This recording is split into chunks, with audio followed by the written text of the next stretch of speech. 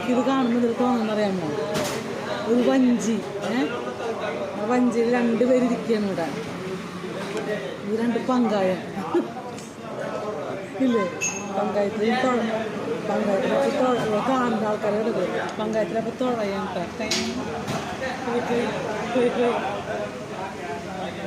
ഇത് 2 ടീസ്പൂൺ ഉദ്ദേശിച്ചത് എന്തായിട്ടെന്ന് വെച്ച് കഴിഞ്ഞാൽ ഇതിങ്ങനെ കിട്ടും. ഇതായിരിക്കും ഉദ്ദേശിച്ചത്.